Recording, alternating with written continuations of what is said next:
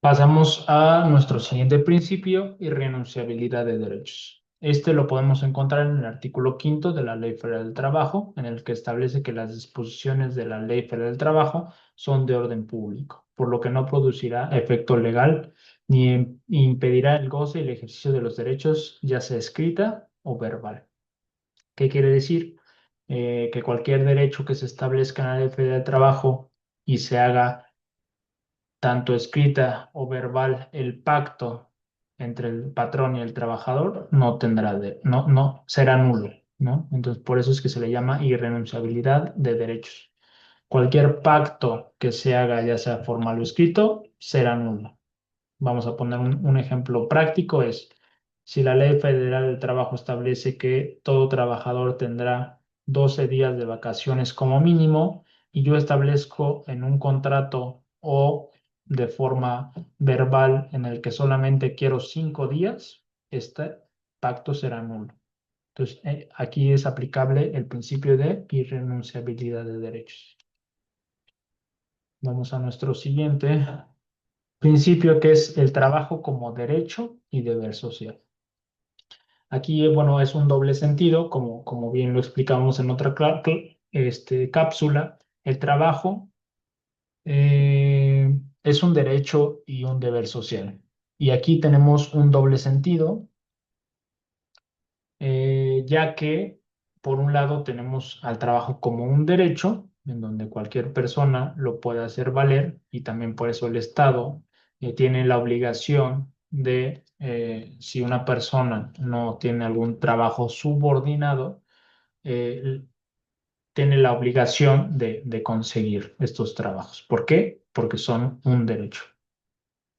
Ahora, la parte del deber social, bueno, está un poco ligada al tema de dignidad, en el sentido de que toda persona tiene ese deber, no solo propio, sino ese deber con su comunidad. ¿Qué quiere decir? Y esto, como les digo, lo veremos en una cápsula, el tema de dignidad, pero identificar que todos somos diferentes, todos tenemos distintas cualidades, y esto que va a hacer que cada persona, al explotar sus cualidades, beneficie a la sociedad. Ah, ok. Bueno, seguimos.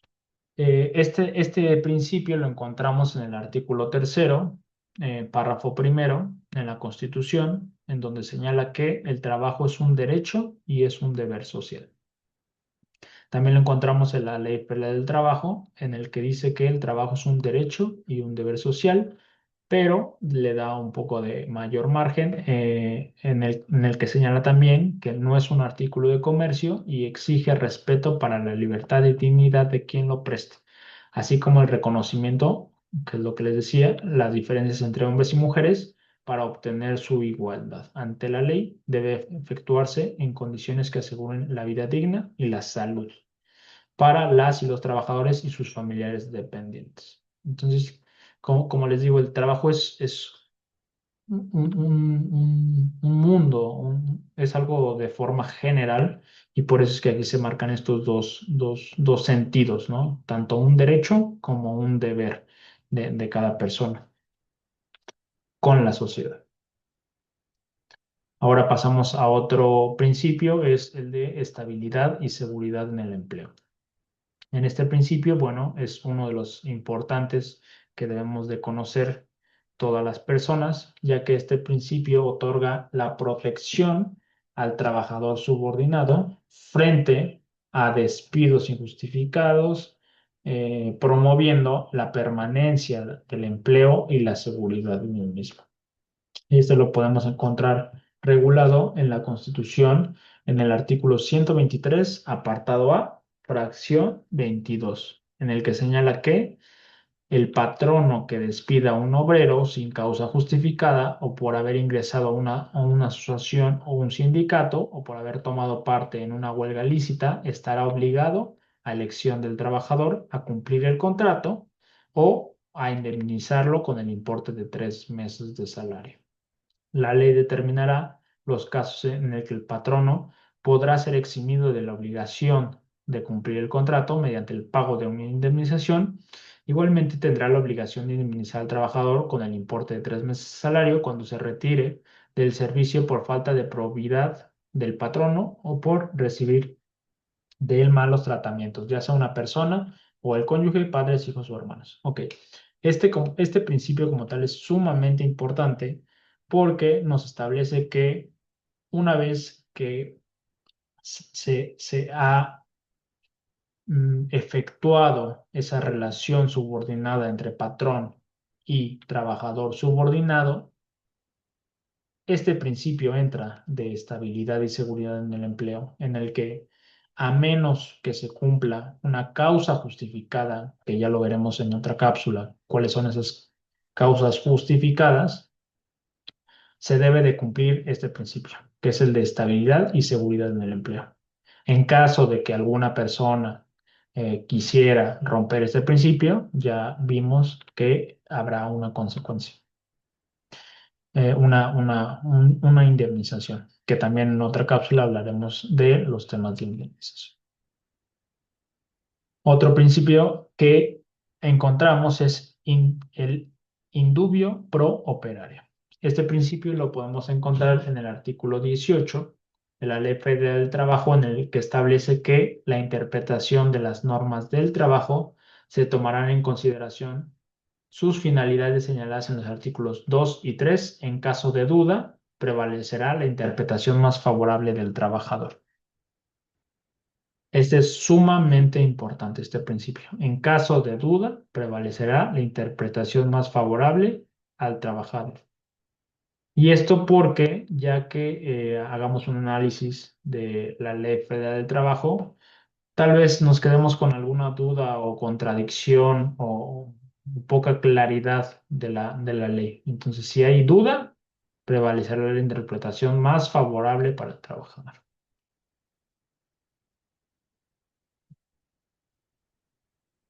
Bien, otro principio que encontramos es el de continuidad de la relación laboral. Bueno, lo encontramos en el artículo 35 de la Ley Federal del Trabajo, en el que establece que las relaciones de trabajo pueden ser para obra o tiempo determinado, por temporada o por tiempo indeterminado, y en su caso podrán estar sujetos a prueba o capacitación inicial.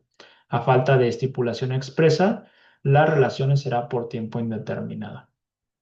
Esto, bueno, más adelante veremos los tipos de relaciones de trabajo que hay, pero en esta parte lo que nos dice es que siempre como regla general o como principio señalemos que la relación será por tiempo indeterminado, a menos que el tipo de contrato no lo merite.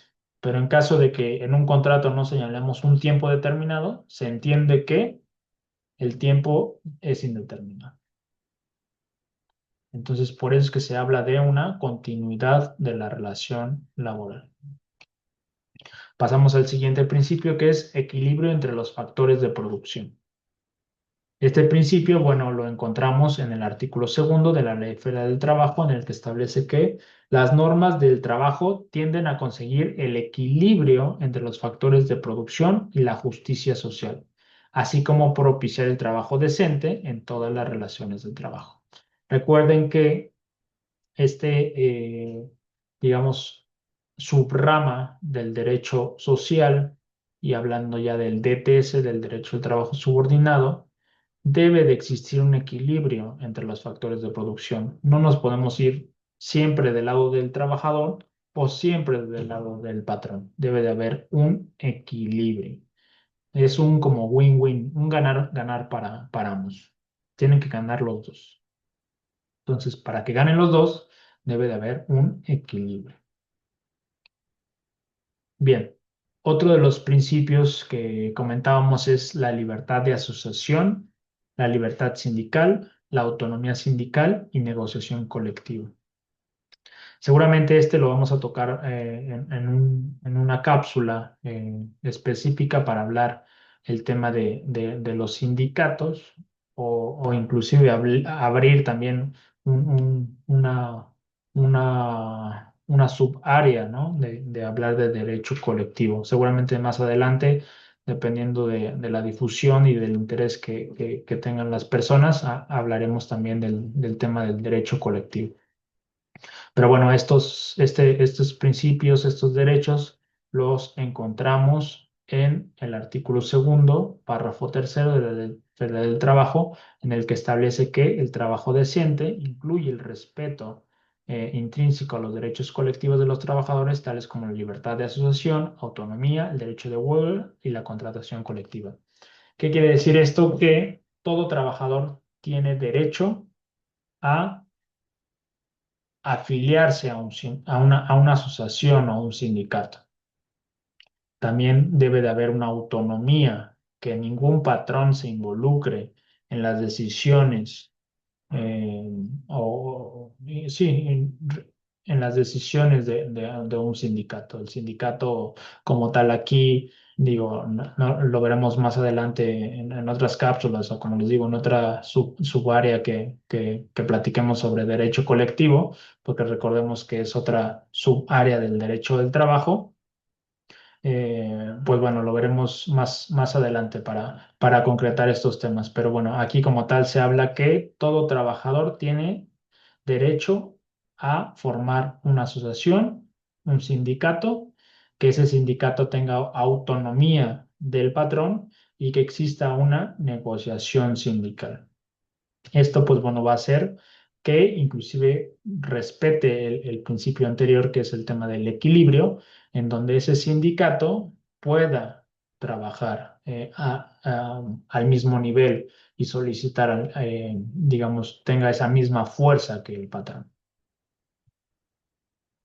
Otro de los principios es el tema de la gratuidad, y esto ya es un principio más enfocado al tema de derecho procesal, el derecho del trabajo subordinado, pero es importante también remarcarlo en esta parte porque la Ley Federal del Trabajo en su artículo 19 nos establece que todos los actos y actuaciones que se relacionen con la aplicación de estas normas del trabajo no causarán impuesto alguno. En el tema que les comentaba en otras cápsulas, que es importante ver todas estas cápsulas para entender a veces justa esa interdisciplinariedad que les comentaba. En este caso está el tema fiscal y el tema de la gratuidad también, hablando un poco de autoridades, en el 534 nos habla que la Procuraduría de la Defensa del Trabajo, los servicios que le presten al trabajador serán gratuitos. Esto para el tema de asesorías, de seguimiento, dudas, inclusive de defensa ya, ya sea en conciliación o en juicio, todos estos servicios serán gratuitos. Y en el artículo 685, el proceso del derecho del trabajo se rige bajo nos establece los principios que son inmediación, inmediatez, continuidad, celeridad, veracidad, concentración, economía y sencillez procesal. Asimismo, será público y gratuito predominantemente y oral y conciliatorio. Entonces, bueno, es como les comentaba, aquí, bueno, también está el tema de la gratuidad, ya sea con la Secretaría, con la misma Secretaría del Trabajo y Previsión Social. Otro principio es, bueno, el de la buena fe contractual. Este lo podemos ver en el artículo 31 de la Ley Federal del Trabajo, en el que nos establece que los contratos y las relaciones de trabajo obligan a lo expresamente pactado y a las consecuencias que sean conformes a las normas de trabajo, a la buena fe y a la equidad. También vemos que en el artículo 841 nos establece que las sentencias se dictarán a verdad sabida y buena fe guardada, y apreciando los hechos en conciencia sin necesidad de sujetarse a reglas o formulismos sobre estimación de las pruebas. Pero los tribunales estarán obligados a estudiar pormenorizadamente las rendidas, haciendo la valoración de las mismas. Asimismo, expresarán los motivos y fundamentos legales que se apoyen. Entonces, como tal, ese principio de buena fe contractual establece que eh, estos contratos, estas relaciones, digamos, obligan expresamente a lo pactado y debe de respetarse esa buena fe tanto del patrón como del trabajador. Bien, pasamos ya a las últimas, a los últimos principios, ya un poco más complejo en esta parte. Seguramente igual si quieren en otra cápsula podemos tocar estos principios que ya son un poco más apartados, ¿no? O inclusive ya generales, no solo del derecho del trabajo, o en este caso el derecho del trabajo subordinado, pero encontramos también principios como principios de retroactividad, definitividad, razonabilidad, legalidad, de no reducción salarial. En este caso, pues bueno, este yo creo que sí es importante mencionarlo, que significa que si tú ganabas 10 pesos, no puede disminuir digamos, tu salario y bajarlo a 8 o a 9. Se rompería este principio y así como el principio de que veíamos anteriormente, que es el principio de estabilidad y seguridad en el empleo, si rompes un principio, pues va a tener consecuencias. Entonces, en este caso, aquí lo mismo, podría aplicar el tema de la indemnización. Entonces, aquí inclusive podemos abrir una cápsula para ver todos estos principios, donde los encontramos no en la Constitución, no en la Ley Federal del Trabajo, sino en estas tesis y jurisprudencias de la Suprema Corte. Entonces ya encontramos un principio también que no tenemos en la Constitución o la Ley Federal del Trabajo, que es la no reducción salarial. También encontramos el principio de autonomía de la voluntad en las relaciones de trabajo, el principio de seguridad jurídica, el principio de confiabilidad, el principio de primacía de la realidad, el principio pro persona, el principio de proporcionalidad tributaria y equidad tributaria. Este es importante, un poco relacionado al tema igual fiscal. El principio pro actione, el principio de justicia imparcial, el principio pro operario, el principio de previsión social y el principio de perspectiva de género. También, bueno, encontramos los mismos principios que aplican a los derechos humanos, que es universalidad, interdependencia, indivisibilidad y progresividad. Y pues bueno, por esta cápsula sería todo. Espero les haya gustado. Si tienen alguna duda o comentario, por favor escríbanme ahí en los comentarios. Denle like si les gustó. Suscríbanse para darle más apoyo a esta página DTS y nos vemos la próxima.